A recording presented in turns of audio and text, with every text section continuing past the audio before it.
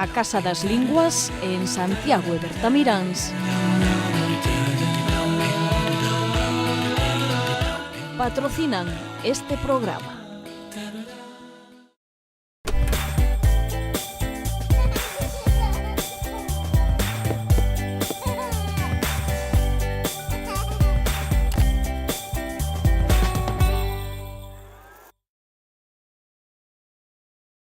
Que tal? Benvidos á Escola de Pais. Ao finalizar cada trimestre, os estudantes reciben sempre un boletín cas notas que supostamente merecen en cada asignatura.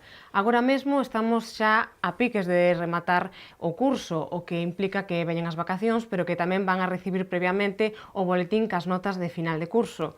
Os que reciban malas calificacións pode que pasen un verán non tan divertido, a base de deberes e de horas de estudo. Pero o que hoxe queremos plantear é: realmente son tan importantes as notas finais ou deberíamos velo con distintos ollos segundo as características específicas de cada neno, segundo a idade? É realmente efectivo castigalos? Pois a todo isto imos hoxe dar resposta e para iso temos connosco, como cada semana, a Concha Alaví, directora de aprendereducar.org. Benvida, Concha. Hola, bienvenida, Dalva. Temos tamén con nos a Silvia Caneda, pedagoga. Benvida. Hola, encantada. E a Julio Díaz, presidente da Asociación Nacional de Profesores Estatales. Benvido. Hola. Bueno, para comezar, quería comezar polo básico. É dicir, normalmente os pais tenden a valorar cal foi o rendemento académico dos seus fillos unha vez que ven as notas finais, ou sea, as que aparecen reflexadas no boletín. Pero realmente estas notas reflexan todo o esforzo que os nenos fixeron? Son realmente xustas? Eso que vos quería plantear, esa pregunta, así para arrancar. Comezamos por ti, se te parece. A ver, bueno, nosotros nos temas das notas temos que facer unha diferenciación importante, é dicir, a idade dos alumnos é un tema primordial, e non só a idade dos alumnos, despois os pais tamén teñen que facer unha valoración. Eu tamén son pai e non é o mismo un rapaz que non lle costa prácticamente nada estudiar que un rapaz que lle costa moitísimo. Hai que valorar o esforzo que se fai todos os días na casa para afrontar as tarefas, e todo iso teñen que valorar os pais, o mesmo que valoramos o profesorado. Por eso digo que é importante a etapa da que falamos. Estamos falando de infantil, os primeiros cursos de primaria. Nós somos partidarios de conservación directa tanto na casa como no propio centro. É o punto máis importante, inda que, bueno, pois vais iniciando aos pequenos en pequenas calificacións. É importante que os rapaces sepan que o mundo é competitivo e que hai que afrontar determinadas situacións, pero que está claro que en etapas tempranas pois non somos partidarios nin de reválidas en primaria, nin de cargar aos rapaces de exámenes. Teñen que ir habituándose a un concepto de traballo e depois, a medida que vamos avanzando, pois falamos dun rapaz de bacharelato que vai enfrentar unha universidade, pois teñen que ter en cuenta que as notas numéricas, o traballo, ten o seu valor, que xa non é simplemente o valor de participación na clase, compañerismo. A medida que vamos avanzando, o valor numérico das calificacións cada vez ten que ter máis importancia. Pero hai un exceso, quizáis, de por parte dos pais que se lle dá demasiado valor, aínda que sean os nenos máis pequenos, a esa calificación final. Ao mellor non se lle debería dar tanto. Bueno, hai, como está ben definido, eu creo que a compañera sabe moito dese tema, pois temos varios tipos de pais, é dicir, hai un elenco de pais donde a valoración moitísimas veces que se fai sobre as calificacións do fillo, pois pasa desde o pai superprotector, como chamamos outros, o pai helicóptero, que está encima do pequeno día tras día, e o pai que, bueno, pois vai de colega de seu fillo e ao final, bueno, pois vamos colegando e a cousa non vai a ningún lado. Nós somos docentes, temos que ser docentes e temos que traballar, digo, tamén por nosotros, é dicir, nosotros levo moitísimos anos dando clase e a mí non me parece ben cando un rapaz das novas generacións dice: vou de colega cos meus alumnos. Non, mira, tú eres docente, ten que haber dos niveles, tú das clases, hai un señor que recibe e logo pode haber participación, pode haber confianza, pero e o pai igual, o pai ten que ser pai e non pode ser colega, porque logo veñen os problemas que veñen. Entonces, ten que ser esa cuestión, é dicir, hai que valorar o que fan os fillos, hai que ver ver cal é a situación e hai que ver que ten que haber un traballo. Eso sí que é. Pero logo, o que é a calificación en sí son moitísimas cousas. Creo que hay que valorar el esfuerzo, ¿no? Claro. Es decir, el esfuerzo debe de premiarse o valorarse más incluso que el conocimiento, porque lo comentamos muchas veces que hay chicos con superdotación que al final acaban en un fracaso escolar y sin embargo hay chavales que les cuesta muchísimo asimilar conceptos y racionalizar conocimientos, pero que a fuerza de poner codos son capaces de llegar donde igual la otra persona con unas mayores capacidades no es capaz por falta de voluntad y por falta de esfuerzo. Sí es cierto que los padres, vamos a ver, yo creo que todos los padres queremos tener unos hijos con las mejores notas. Como dice muchas veces Pedro García Guado, mi compañero, quieren tener hijos redondos, ¿no? Y no siempre se tienen hijos redondos.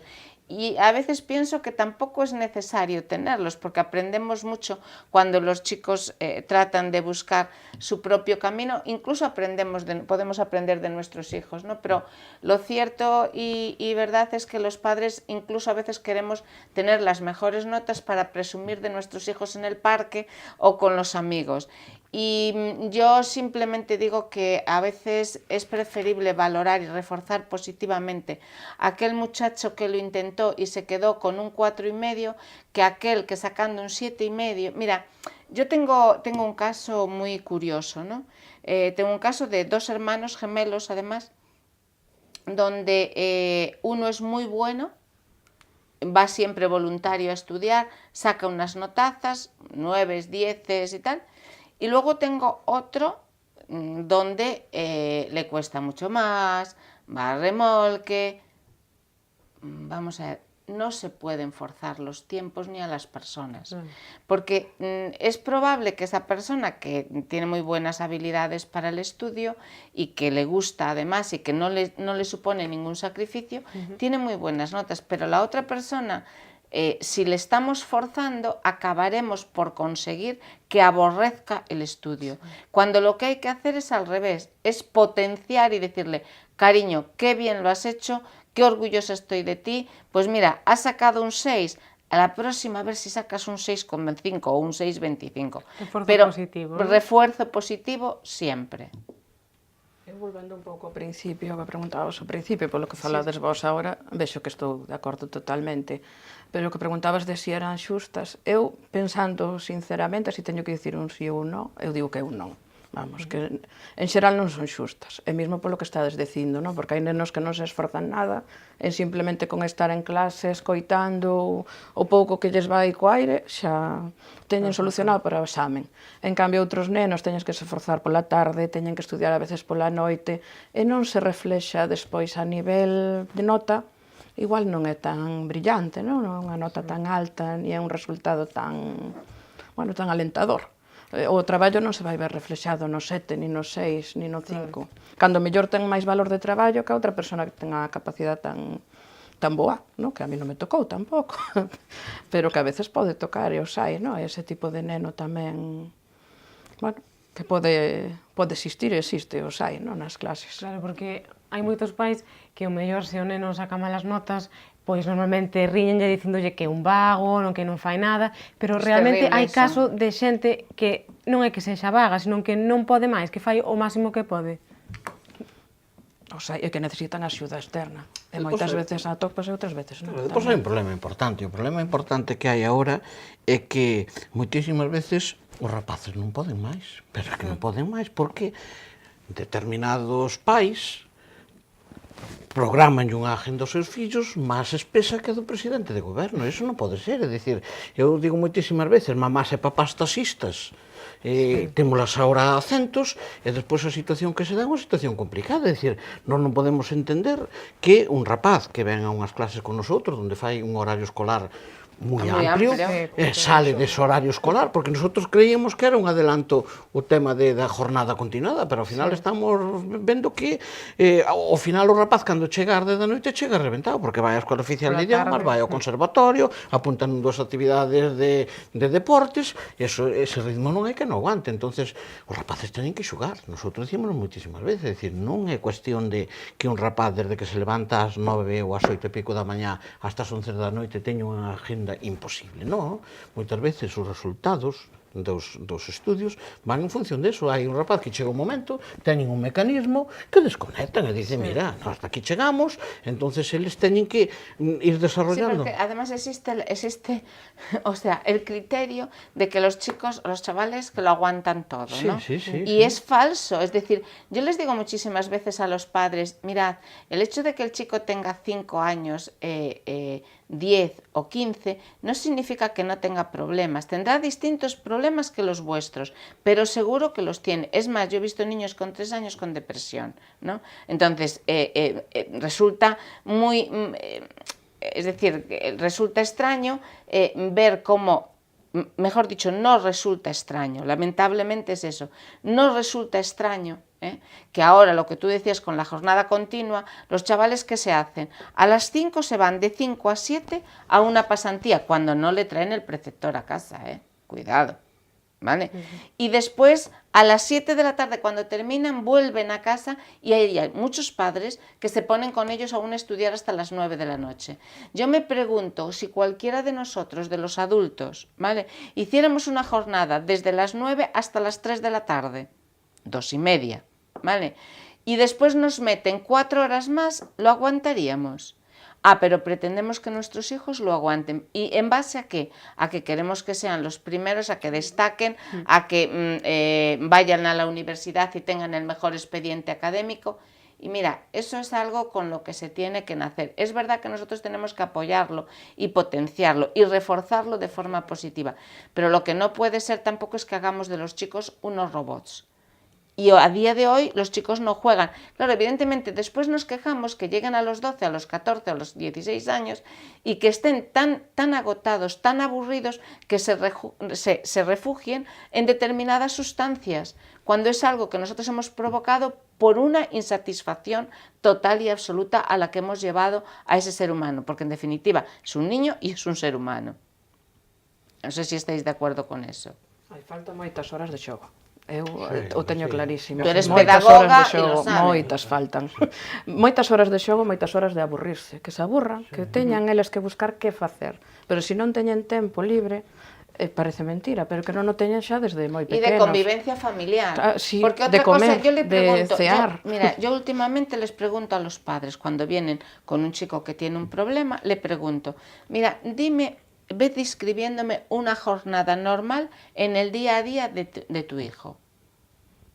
Cuando llegan al final, a las 9:30 de la noche, 10 de la noche, y lo han acostado, le digo, oye, ¿en qué momento de todo este tiempo has hablado con tu hijo de algo que no sea lo que a ti te preocupa? Es decir, ¿cómo te ha ido en la escuela? ¿Traes deberes? ¿Tienes hechos todos los deberes? Y claro, la mayoría me dicen, no hablamos de nada de esto con ellos. Digo, bueno, pues ahí tienes el problema, es decir, por ahí empezamos.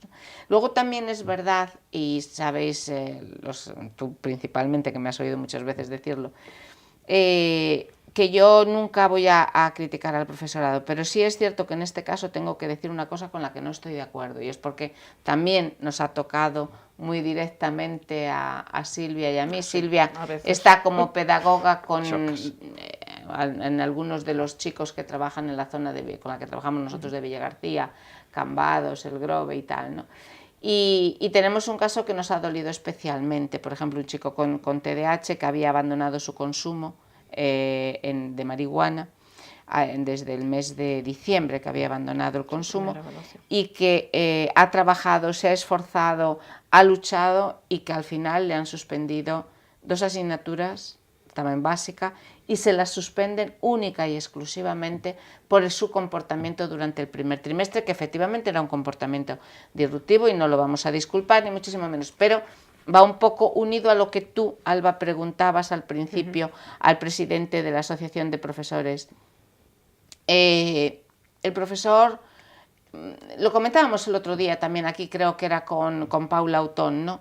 Que era la falta de pedagogía que hay y de sensibilidad en los profesores. Es decir, cuando estás frente a un muchacho que sabes que tiene aquellas limitaciones, que además tiene un trastorno por añadido, que no va a ir a la universidad, que además ha hecho un esfuerzo tremendo, que además, por circunstancias que no entran al caso, yo sé que no hizo un mal examen, porque lo sé. No le suspendas, hombre. Que no sé, decir, que estamos de acuerdo que su comportamiento no ha sido el correcto en el primer trimestre, pero ten en cuenta la evolución de ese chico. Es decir, que lo estás haciendo persona poco a poco, porque una de las cosas que también comentaba aquí, perdóname que me extienda, yo ya sé que me extiendo algo, pero a veces es recogiendo todo lo que se dice, ¿no? Teníamos aquí, ¿te acuerdas al psicólogo de la asociación de TDAH de Coruña, Roberto creo que se llamaba, y me decía algo que todavía creo que no se ha puesto en práctica. Él era un TDAH y daba, digamos, la chapa a todos los profesores en el aula, y hasta que se encontró con uno que le siguió la corriente. Antes hablábamos fuera de bambalinas, tú y yo, del hecho de que, claro, jolín, es que yo entiendo, 25 alumnos en un aula, ¿vale? 2 que te están rompiendo la estructura durante todo el curso. Dice, pues me cachis en 10, o sea, vas a ir para septiembre, quieras o no quieras, y así a ver si aprendes. Pero a veces esa non é a forma pedagógica de enseñar. Claro, porque é o que decíamos, non? Que hai que ter en conta tamén a situación personal de cada persoa, non? Que quizá un poquinho menos o de secundaria que o de primaria, porque é máis académico, e o profesorado de primaria ten... É distinto, sí, ten un control sobre os rapaces distinto de secundaria. Nós tamén tenemos a situación, o profesorado de secundaria van a enfrentar unha selectividade, non só se examina o alumno, tamén se examina o profesorado, pero nós o que si entendemos é que desde fai moito tempo a cuestión de notas é unha cuestión preocupante, é dicir, a sociedade tamén está entendendo nunha situación deste tipo e, sobre todo, cada vez a sociedade asimila máis unha serie de conceptos con algo retrógrado. Non é certo, é dicir, tema memorístico, pois todo o mundo escapamos de memorístico, non vamos a pedagógico, a dinámico, non, é moi bonito que os rapaces pinten e sepan en colores onde están os países, os viñas exactamente nese artículo que eu te citaba hoxe, pero é importante saber, unha vez que sabes o color do país, logo hai que saber ubicalo e hai que memorizar determinadas cuestións. Entonces, eso que comentábamos fai un ratiño os 4 tramos de notas que acaban de poñer ahora en Cataluña para os rapaces de primaria, no progresa el primeiro, pero que no progresa é un 0, un 1, hai que ver, un 0, un 1 significa que non faz nada, entonces un non entiende, un non progresa, un non alcanza, bueno, parece que fixeche algo e que non, é que traca un 0 ou saca un 1, volvemos a dicir, hai unha serie de tramos, pero que hai rapaces que sacan un 0, porque non fan nada, entonces hai que demostrar, poñer ali que ten un 0 porque non fai nada, pero non pode dicir non alcanza, non é esa cuestión, non alcanza porque non traballa. Entonces, eso de intentar igualar tabula rasa sempre polo máis baixo non é bon tampouco. Non é bueno. Non é bon, entonces, as situacións son... Estamos nun mundo competitivo, os rapaces teñen que entender que cando un vai a un maratón ou cando vai a unha prueba deportiva, se non das os mínimos non pasas ao seguinte, é dicir, se tú queres ir ás Olimpiadas, hai que esforzarse, hai que ir facendo uns tramos, e nós estamos facendo, cada vez estamos confeccionando unha xuventude que precisamente por todas as actividades que lles impoñemos, chega un momento que desconectan de todo, e chega unha situación de que non valoran, de que hai que ter un esforzo para ir progresando, de que hoxe se queres ter un traballo hai que ter unhas boas notas, por iso digo, cursos tempranos, o tema de nota numérica ten unha certa importancia, pero a importancia é que convivan cos demais, que sepan que teñen un entorno familiar estable, hai que saber tamén moitísimas veces o entorno familiar, temos moitos casos de rapaces, de pais separados, de pais divorciados, que esas valoracións o profesorado tamén temos que facer, non é o mesmo un pai e unha mãe separada ou divorciada con 17, 18 anos, con un pai e unha mãe divorciada con 6, 5 anos, o tratamento dos rapaces, nós todo iso temos que velo desde a aula. Levo moitísimas veces, moitísimo tempo dando clase, e nosotros temos que entender que convivimos, e o que comentaba a compañera ahora, que nosotros chega un momento que convivimos máis que os pais cos rapaces na casa, porque aí temos rapaces, como digo eu, huérfanos, pero huérfanos reales, é dicir, os pais cada vez, por desgracia, as máis entraron no mundo, non digo por desgracia que entraron no mundo de traballo, ojalá houvese traballo para todos, pero me refiero, a nivel de rapaces, tanto pai como mai, moitísimas veces, chegan a casa ás 4 da tarde e hasta as 9 da noite, 10 da noite, non aparece nadie por aí. Entonces, claro, a maquinita, o outro, entonces esas cuestións, ao final van facendo que... Son los niños de la llave.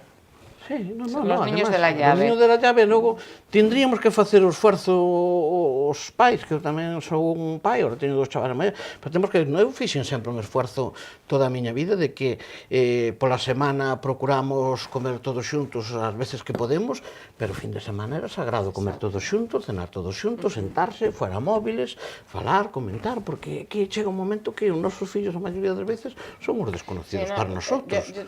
Pero también quería señalar una cosa, y perdóname. Sí. Claro, es que hay que señalar las distintas etapas en las cuales las notas son importantes, ¿vale? Es decir, últimamente, vamos a ver, en educación infantil, por ejemplo, en el primer ciclo 0-3, es un chiste. Vale, Sí, ni se dan, ¿no? Es decir, Bueno, pues eso, algo progresa. dan. Sí, algo damos, pero quiero decir que no se da tal.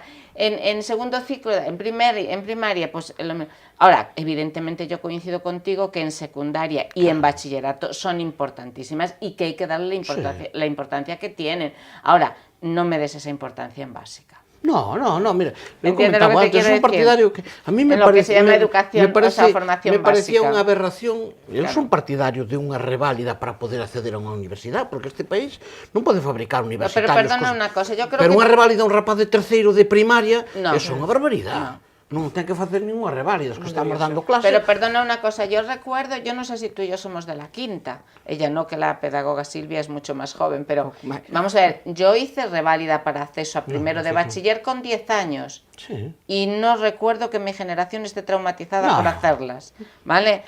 Hice una segunda reválida al pasar de cuarto a quinto de bachiller y las hicimos toda una generación y perdonadme la inmodestia, pero creo que somos una de las mejores preparadas memorísticamente hablando. Es decir, aprendíamos de memoria, porque la memoria es un músculo que es necesario ejercitar, ¿vale? Y hoy en día la juventud parece que la ejercita bastante poco porque todo está en Google y la Wikipedia y entonces ahí van a consultar todo. Y claro, eso tampoco es así. Es decir, a la hora de mantener una conversación fluida, de tener un vocabulario amplio y demás, tienes que hacerlo a través de unos conocimientos y el conocimiento forma parte de la memoria, por lo tanto es importante. Pero bueno, tenemos por ejemplo a Silvia, que sabe cómo encaminar a los chavales.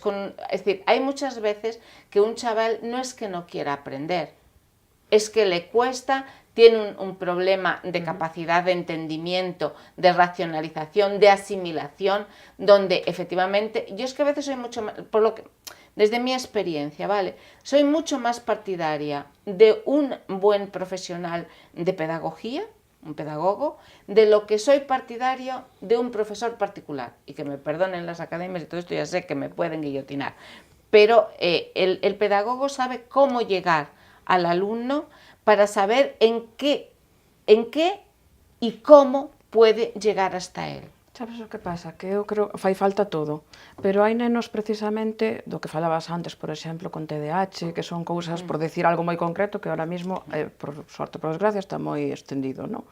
Que son nenos que eles mismos están desahuciados por sí mismos. Primeiro, mellor os desahucian os demais, non? E o notan, porque, a ver, poden ter un problema académico de notas, pero non de inteligencia. Entón, eles perciben perfectamente que están desahuciados polos demais. Entón, eles mismos, a autoestima teñen polo suelo, están totalmente xa... Pois para eles ir a clase, bueno, porque ten que ir e porque o levan hasta a porta, ten que entrar. Pero non porque vaya con ansia de aprender, ni con ansia de pensar que para él lle vai servir de algo. Eu normalmente a veces é unha lástima, pero cando me chegan os chavales xa están así. Entonces, claro, tes que empezar como de cero a volvelos a... E non, tes que ir moi pouco a pouco, precisamente, hasta que hai un resultado de notas, que eso para eles eu nunca visto, a mellor en 2 anos, ou a mellor en unha temporada, no? E ven luz, parece que ven luz en algún sitio, no? Entón dices, bueno, parece que hasta lles cambia a cara, no? Pero ao principio, os primeiros meses son moi duros. Claro, porque ademais o problema é precisamente ese, un rapaz que sufre dun trastorno, con outro que non ten ningún tipo de problema, mídeselle polo mesmo baremo, non? Os mesmos exames, todo, e non se, eso non podería Ao ser mesmo así. tempo para os exames, Sobre moitas eso, hai que ter veces. moito cuidado porque, sobre todo en edades moi tempranas, os rapaces son moi vengativos, vosotros ver, é dicir, o que está con un problema, ao final, sempre o resto do grupo intenta agudizar a situación, por qué? Porque é un tema innato a un rapaz, é dicir, ir ao máis débil. Entonces, por eso digo que nosotros temos que ter moitísimo cuidado con todas esas cousas. E depois unha cuestión importante tamén é que tanto os que impartimos docencia como os pais na casa temos un problema importantísimo e iso afecta moitísimo as notas, é dicir, o concepto que nosotros e o valor que lle damos ás notas non llos dan os rapaces, porque os rapaces viven en outro mundo que nosotros non vivimos. Nosotros como pais e como docentes temos unha brecha digital impresionante cos nosos fillos e cos nosos alumnos. É unha das cosas que lle digo sempre á administración, é dicir, que vosotros tenéis que facer un esforzo importantísimo en formar ao profesorado nunha nova situación digital que se está dando nos centros. Non consiste só en poñer unha pizarra digital nun aula, é algo máis que iso. Os rapaces non entenden que nosotros expliquemos determinadas situacións que eles dan ali unha tecla e teñen resolta a situación. Entonces, a mí como me van a examinar de todo isto? Si isto ao final non vale para nada, e ao final casi che queda aquel discurso tan penoso que é cando o rapaz levanta a mão e che dice: profe, e isto para que vale? Entonces, tú o recurso de toda a vida, pois mira, para aprobar. Claro, e iso non convence hoxe a moita xuventude. Entonces, non todo xa vale para aprobar, porque eles, agora, precisamente iso, intentan economizar, escribir o menos posible, utilizar o WhatsApp, miles de historias, e nosotros temos que ir adaptándonos tamén a esta situación. Increíble. Pero nós temos que adaptar por aí, e tamén temos que facerlle ver aos rapaces, temos que facer ver de que esta vida é moi competitiva. Non, tú non sabes con quen está do outro lado, pero chega un momento que cando hai que ir traballar a unha obra, ou pos os ladrillos e tiras para arriba e ao final do día hai un rendimento, ou ao mes seguinte tes o contrato rescindido. Entonces, esas cuestións é importantísimo. Nós temos que ceder por un lado e eles teñen que ir avanzando por outro. Por eso digo que temos que ir esa brecha que temos tan grande, ir arrimando todo o posible, pero e aí está o concepto das notas tamén, é dicir... É que tamén é o que dicía Concha, ora o que dices ti. Eu cando estudaba, bueno, son nova, pero aínda era das que non tiñamos internet, facía os traballos a man, o profesor era o que sabía, cando había dúas preguntabas, collías todos os apuntes, porque estudabas eso. Agora os rapaces, claro, collen Google, e para que vou atender na clase, se total, a explicación está en Google. E iso tamén é un gran problema. Incluso del vago ya tienen hasta los deberes hechos. É penoso escoitar que as propias universidades, e vemos aí algún caso incluso de algún rector, teñen que comprar programas para cruzar traballos porque a mitad dos traballos son copiados. É que se encontra todo hoxe. No, algún rector plagió hasta su propia tesis doctoral, o sea que ya... Claro, pero por eso... ¿Qué le vas a pedir a los niños? Claro, por eso digo de que os rapaces nesas cousas son uns linces, O sea, son totalmente... No, son mucho más... Como yo digo, son mucho más listos que los ratones colorados. Claro. Van tres... es que van tres generaciones por delante. Es decir, no, ni la generación tuya, ni la mía, no, y la tuya más o menos. Nosotros tenemos que aprovechar esa coyuntura. Somos unos analfabetos digitales, claro, sí. Y estos ya vienen con el chip incorporado. Pero o problema quizás de botar tanta man de internet é que quizás despois teñan cero cultura, quero dicir, hai cousas, como tú dicías antes, que hai que estudiar, hai que chapar, literalmente, chapar, porque non vas a consultar todo en internet. Bueno, pero ya hai discrepo, hai que chapar, pero racionalizando e sí, hombre, interiorizando. pero hai cousas que son de memorizar. Claro, pero... É verdad.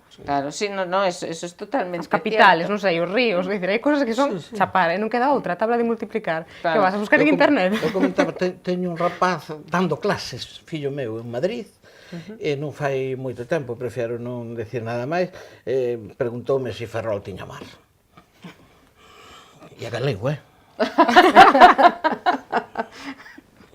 Por eso digo que hai unha serie de cuestións e eu pensaba, tua mãe profesora, teu pai profesor, e tú me preguntas isto, por qué? Porque eles, o que falamos, están noutra dinámica totalmente distinta que estamos nosotros. Por eso digo, nosotros temos que facer unha valoración numérica do traballo que se fai, pero hai moitas máis cousas que valorar a hora de examinar un alumno. Eu coincido con Concha nese tema, é dicir, para min ten moitísimo valor. Eu vou poñer un exemplo, además, dunha rapaza que conozco desde fai moitísimo tempo. É agora profesora nun centro da provincia de Lugo, e chegou a ser profesora cunha parálisis cerebral. Para mí iso ten un éxito impresionante, e neste momento eu tardei moitísimo tempo en entendela cando me falaba e tal, agora pero ela, os seus alumnos están encantados. Están encantados por qué? Porque ten presentacións en PowerPoint, ten unha serie de cuestións, e as súas clases son unha maravilla. E non me refiero, e contacta cos chavales non exclusivamente a nivel de falar con eles, ela contacta cos chavales e tenos enganchados cunha determinadas estrategias que ela foi aprendendo. Por eso digo, para mí iso ten un valor impresionante, para mí. Tiene un valor impresionante como alumna, en su momento y ahora como se fue adaptando, claro. Pero además no solo eso, eso es un ejemplo incluso para la comunidad educativa, claro, en el sentido de cómo se puede atraer y enganchar a un alumno para que las clases sean amenas, sean entretenidas y al mismo tiempo, digamos, sean provechosas, sean didácticas, ¿no? Igual resulta que esa profesora de la que tú hablas tiene mucho que enseñar al resto de profesores del sistema educativo. Yo estoy convencido, mira, David Calle, que ahora está tan de moda por YouTube, ese home explicaba integrales, química, física, unas asignaturas que non vía internet. Entonces, quere decir que moitas veces os medios, moitas veces as formas, moitas veces as cuestións, todo iso é moi importante a hora de impartir docencia. E eu creo que a formación que temos que ter o profesorado agora ten que ir en esa línea de que temos que buscar estrategias novas para chegar aos rapaces. Hay que motivar a los alumnos para ser capaces de crear en ellos el interés por el estudio, que no lo tienen. E indudablemente, para mí son dos cosas fundamentales. Una por parte del profesorado, de crear de ser capaces de llegar al alumno para motivarlos y crear el interés, que es lo que hace esa profesora que tú comentas, y luego devolver a los profesores el estatus de autoridad y de respeto que un día tuvieron. Y eso, fíjate que no depende solo de los profesores, que también, ¿no? Depende fundamentalmente de la casa y de lo que se hable en la casa a la vista de ellos sobre la figura del profesor. Y yo reivindico que hay que volver a restituir el respeto y el estatus de autoridad del profesor, que se ha hecho por decreto, pero eso no sirve. Eso non vale para nada. Mira, nosotros fomos a organización que máis insistiu nese tema, e a xente ao final non acabou de entender ese tema. É dicir, autoridade non significa que tú teñas aí unha gorra como un guardia civil, un traje de guardia civil. No hablamos de eso. Autoridade é outra cousa totalmente distinta. Autoridade é cando un señor chega a clase e se pon, é o que falo moitísimas veces, un señor recibe docencia e o outro imparte docencia, que nosotros non só damos clase, nosotros tamén queremos educar, porque eso moitísimas veces temos un conflito precisamente cas asociacións de pais. A min deume moitísimo unha carta donde as asociacións de pais no tema dos deberes nos decían que a nosa labor se acababa en canto o rapaz traspasaba a porta do centro, e iso non é centro ni a de un ni a de outro, por aí vamos perdidos, esa é a situación. É dicir, nosotros temos que ter influencia en todo o que ocorre no entorno familiar, porque é importante para a docencia, e os pais teñen que ter a súa influencia no que é o concepto educativo, porque teñen tamén a súa influencia, pero non se pode decir que cando un sale da clase que aí se termina. E iso foi as peores declaracións que pode facer unha asociación de pais en esa línea, desautorizar o profesorado no tema dos deberes, esas cuestións ao final é o peor que pode... Solo perjudican al alumno. Claro, además a situación, si para nosotros é máis fácil non poñer deberes. Claro, é dicir, non querer deberes, pois non hai deberes. No tienes que pensarlos, no tienes que corregirlos, no tienes que estar pendientes de si los han hecho o non han hecho. Temos que facer unha reflexión ao profesorado, e é que ten que ser unha cousa compensada, ten que ser unha cousa atractiva, adaptada a la edad adaptada también á necesidade de cada y a las un. Non pode chegar necesidades un de cada chaval, alumno. eu digo, eu son dunha asociación de profesores, non pode chegar un rapaz á casa e ter 5 horas de deberes, non, temos que coordinar, ten que ser unha cousa equilibrada, pero sí que hai que reforzar, e hai chavales que teñen que reforzar máis, e iso influye despois tamén nas notas. Estoy de acuerdo. Claro, todas esas cuestións logo sí que se cuantifican, porque o papá dirá o que queira, pero a min, se eu traballo lle poño unhas tareas de refuerzo porque quero que non se me quede descolgado e que ten que facer unha...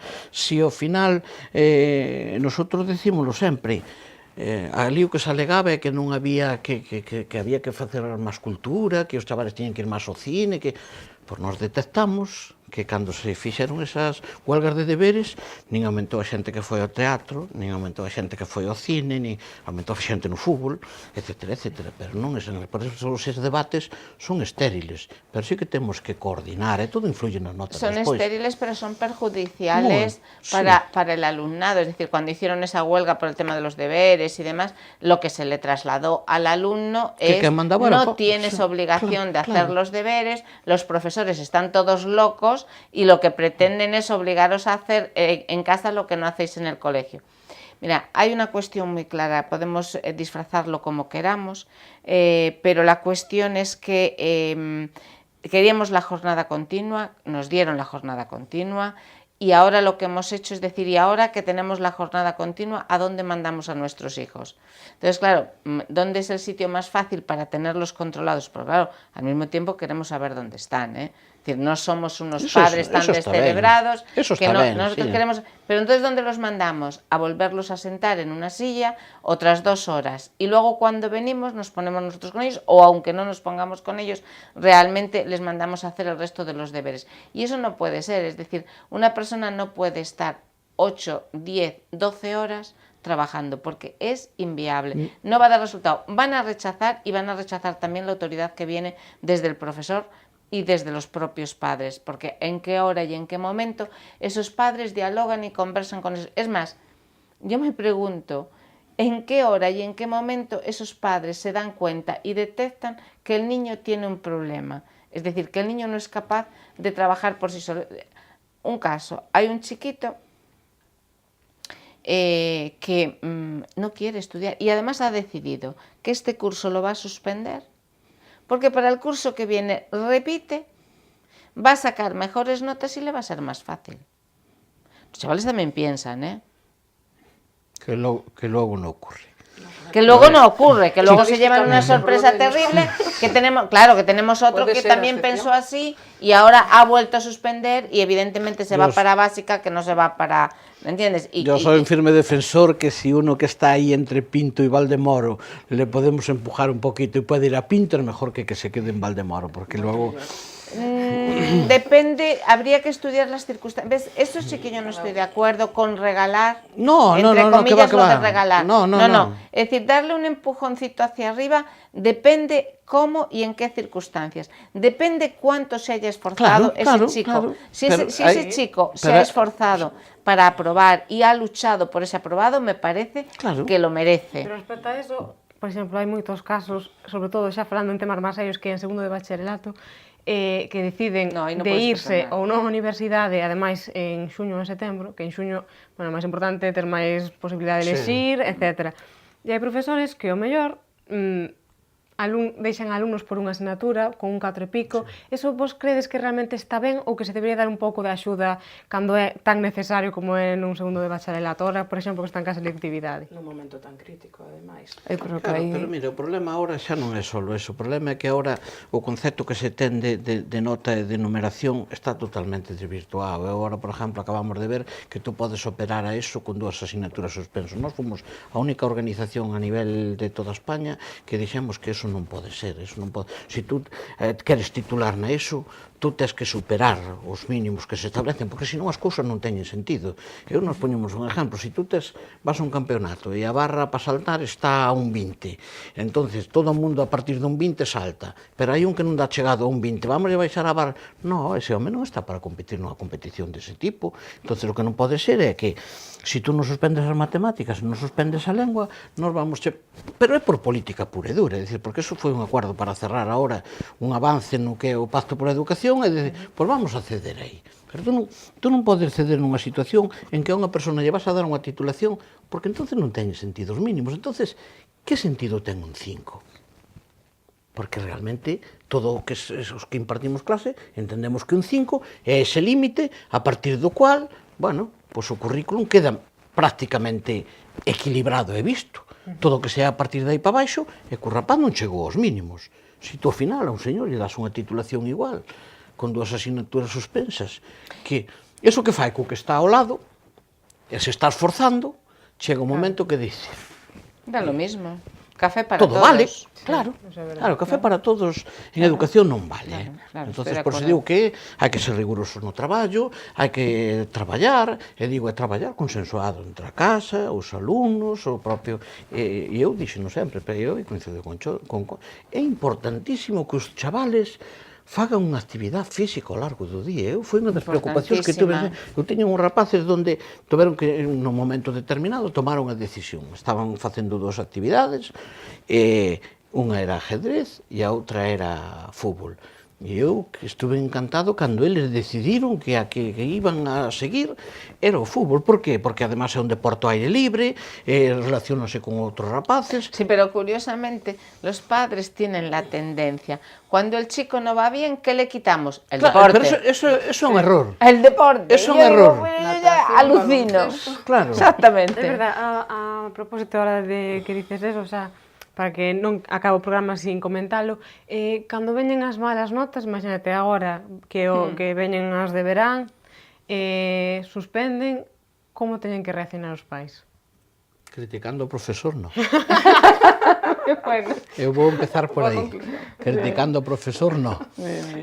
Como digo eu, mira por rapaz que algo de culpa tendrá. Exacto. Mírate a ti mismo que algo de culpa tendrás. Entre todos temos a culpa porque o rapaz solo non suspende. Hai que crear hábitos, hai que facer moitísimas cuestións desde edades tempranas. Entonces, por eso digo eu que a tarea de que ter uns bons resultados académicos, para min, o profesorado ten unha parte importante, pero a familia ten unha parte importante por encima de todo. Está demostrado. Cando nosotros falamos cos pais, dámonos cuenta que precisamente aqueles que teñen máis interés en vir a falar con nós, os que veñen con máis frecuencia, os que se preocupan, que nós estamos pensando, estes son os que non teñen que vir, os que teñen que vir son os outros. Claro, entonces tú daste cuenta que precisamente eses que teñen unha rigurosidade, unha preocupación, eses son os que non teñen que vir. E ao final son os que veñen. E aqueles tú que ves que os rapaces teñen máis dificultades, pois eses son os que tes que andar seguido a ver se te veñen a ver. E esos rapaces tamén o ven, claro. Se hai un orden, unha rigurosidade, unhas horas de traballo, eso ao final vas establecendo. Se tú chegas hasta a casa ás 4 da tarde, encendese a maquinita, taca, cenas, comes por ali un bocate, e cando chega papá e mamá, pois por desgracia chegan cansadísimos de traballar, asoman a cabeza pola habitación e xa está. Fixeches os deberes? Como che foi no colexio? Claro, entonces, claro, e esa frase que dices tú é importantísima. Fixeches os deberes, aí veu a nosa guerra, porque ao final os deberes, mitad deles acabábanos facendo os papás. Entonces, a situación é, vamos a ver se quitamos os deberes, que veño reventado de traballar, encima teño que facer os deberes. Entonces, por eso digo, os deberes son para os rapaces. E se veñen, e o profesorado aí temos tamén unha certa cuestión, unha certa culpa. Se uns exercicios veñen sin facer, non pasa nada. Non hai que traer todos os deberes, hai cousas que o rapaz non supo facer, que che ten que preguntar, pero nosotros ali levamos toda a vida dando clases, sabemos cando o chaval nos torea e cando o chaval non nos torea, entendes? Porque se hoxe non, mañá non, pasado non, tú daste cuenta, vale, pero un día ven un tío sin un ejercicio, sin dous ejercicios, porque non foi capaz de facelos, pois non pasa nada. Por eso digo que aquí os debates son máis, me refiero, as notas traen unha serie de consecuencias por detrás, importantísimas, que dependen da familia, dependen do entorno, dependen de moitísimas cousas, das amistades dos propios chavales, etcétera, etcétera. Eu creo que cada rapaz é un mundo, quero dicir, é un mundo, as súas circunstancias son un mundo, pero, bueno, referido de premiar ou castigar, no? Que a veces mi madriña querida suspendeu, tal, eu nin unha cousa nin outra, diría, pero casi prefiro entre as dúas cousas, prefiro que se premie cando se merece, no? E se hai que castigar, é o único castigo, se se pode decir castigo, hasta nin é castigo, quero decir, había que buscar solucións entre todos, non? Porque os nenos normalmente, non sei, hasta un neno de 6 anos, podes falar con el, e decir, oye, mira, pasa isto, que te parece se facemos isto, mira, vamos falar co profesor, papá e mamá, vamos facer, quero decir, buscar solucións. O castigo por si non lle vexo eu que teña moita repercusión despois positiva, non? E despois eu conocín, de verdad, últimamente, o mellor é que nos pasamos de dun extremo a outro, non? E ao mellor temos que encontrar equilibrio, non? Os profesores pasaron de ter toda a autoridade, non chegabas a casa dicindo que che pasara algo na clase porque ainda encima levabas doble. E agora pasamos a mi madriña querida, calquera cousa é para... Espera que vou yo ao profesor e le monto el pollo a ver por que te he hecho. Tranquilamente, se fai falta pola noite, hai que ir hasta ali, hasta a porta do colexio, bueno. Digo, bueno, hai de todo. E pasamos tamén de dous extremos tamén, de traballar, é verdade, traballar. E agora teño unha xornada laboral que manda... Truco? O millor non teñen hábito de traballo, en cambio, porque os deberes tampouco son malos en sí. A cousa é que hai que buscar tamén aí un equilibrio. Buscar ese hábito de traballo, que eles sepan que é o que teñen que... Non, porque hai veces que os deberes que levan a casa os nenos son as cousas que non fixeron na clase, pola mañán, porque non quixeron. Porque hai nenos que non, pola mañán non lles apetece, ou lles apetece máis estar mirando pola ventana como recollen as follas o xardiñeiro, porque me meten pasado algún neno, e lles parece máis interesante, e dis ti, bueno, pois non quixo facer as contas nese momento, e as leva para casa. Bueno, pois hai nas que facer en casa, non pasa nada, non é nada grave, non é... Pero non sei, agora hai como os extremos, non? Pasamos en algunhas cousas a outros extremos. Un día que vin un patinete nunha casa, pero un señor patinete, non estou falando dun monopatín da miña época, sino un señor patinete destos, e digo, claro, me chamou a atención, pero non preguntei, non se me ocorreu preguntar. E cando me dixo, nenos, eso me compraron por suspender 5, digo, anda, digo, a mí nunca me pasou, non? Serei raro, a miña familia será moi rara, para animarme. Digo, caramba, non? E que quedei, de verdad, que digo, bueno, non che vou dicir o que penso, porque supoño que ti pensarás o mismo que a min. Sí, digo, vale. Porque eu non lle contaba sentido, pero que o neno lle encontraba menos que a min. Lóxicamente, además me contou en plan, e era verdad, quero dicir, non é que... Bueno, pero era increíble, para mí foi increíble. A mí, miña nai, cando aprobábamos, nos compraba os cuadernos estos que hai Santillana, Naya, e al verano. E que contentos íbamos, digo, ai Dios, que maravilloso. Mira, o tema de premiar é unha cuestión tamén importante, é dicir, estamos nunha situación onde hai unha desproporción impresionante, é dicir, non temos calibre co que facemos, o que dices tú, estudiei toda a vida e eu estudiaba por inercia, por decir de alguna maneira, eu sabía, eu era un apasionado do deporte e eu sabía que chegada a unha situación complicada, pero non era a situación de ahora eu quítote das actividades, non, miña mãe non me iba a quitar de facer deporte, eso xa o sabía, eu iba a seguir entrenar, pero cando chegara o domingo, o día do partido, ese día non iba. Entonces, deporte sí, porque ese concepto tiñano, pero había unha cuestión primordial por donde te podían fastidiar. Sí, pero oyes que va a dejar colgado al equipo. Ahora no puede dejar colgado al equipo, es decir, tiene que ir porque es que no va por él, por él no va por no dejar colgado al equipo. Hombre, no, mira. El equipo, o sea, el deporte es deporte de base y es deporte para aprender un montón de cuestiones. Más allá de eso, y porque como ya vamos, así veo que justos de tiempo, voy a decir solo un par de cosillas al hilo del tema. Primero, no entiendo por qué se tiene que premiar lo obvio.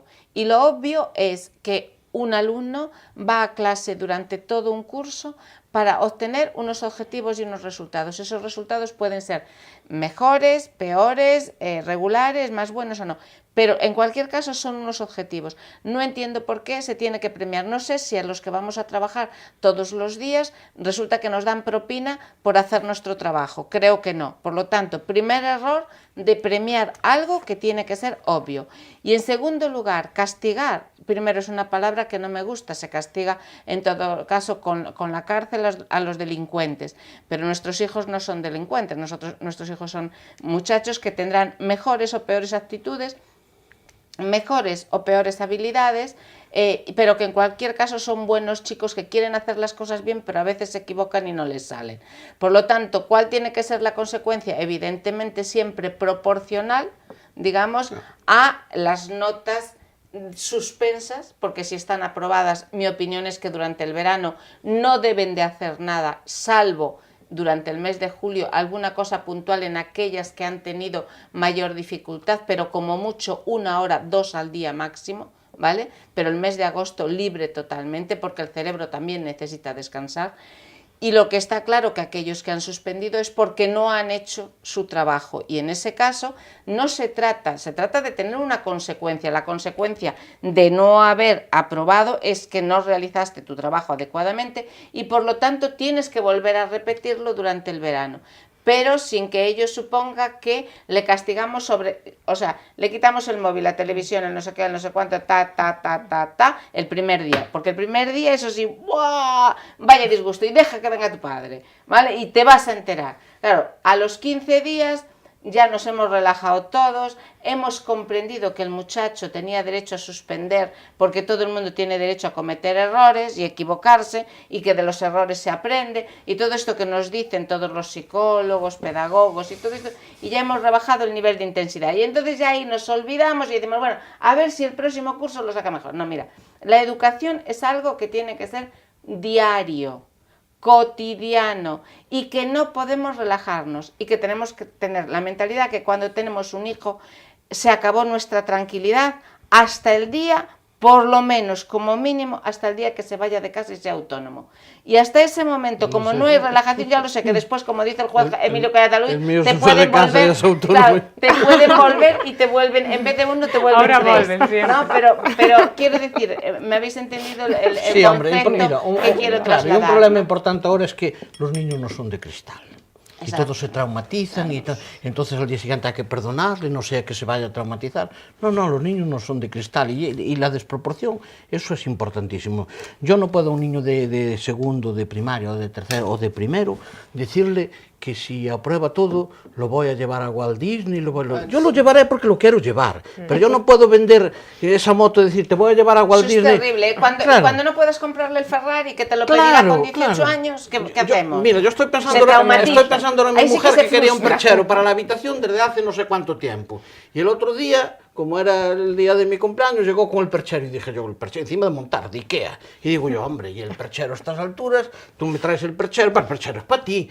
Claro, pues aquí pasa lo mismo, decir, papá quiere ir a Walt Disney, el otro quiere ir a las motos, quiere ir al Real Madrid. No, tú no puedes decir, si esto va, te llevo a ver el Real Madrid. No, tú tienes que estudiar porque es tu obligación. Y al final de curso, lo que decíamos, te venían con un librito de los de vacaciones del verano y te pasabas unas horitas todo el verano que no pasaba nada de lo que dices tú. Nunca lo Yo también soy acabábamos, partidario de que el niño que lo hace bien durante el curso y de que cuando llega el verano tiene que disfrutar, porque sí que tiene que haber compensación y una diferencia Y tiene del que aprueba desconectarse, y del que no aprueba. Eso sí que tiene que ocurrir. Pero luego, regalos desorbitados y esas historias, eso al final es ir comprando a tus hijos a plazos a lo largo de todo el tiempo. Sí, pero llega un Y eso momento que no los puedes comprar. No, porque llega al final la situación, cuando la situación se desmadra, entonces ya no tiene arreglo.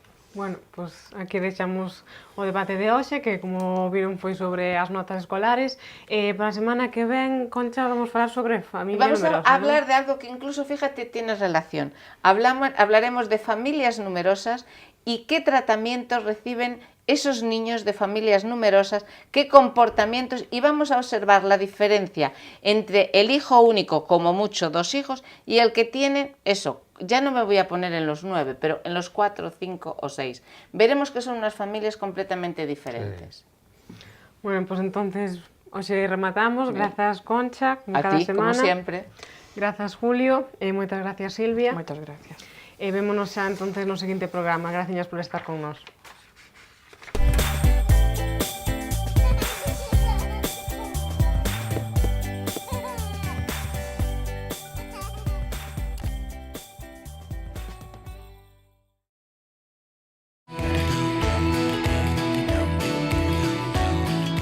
A Casa das Linguas en Santiago de Bertamiráns. Patrocinan este programa.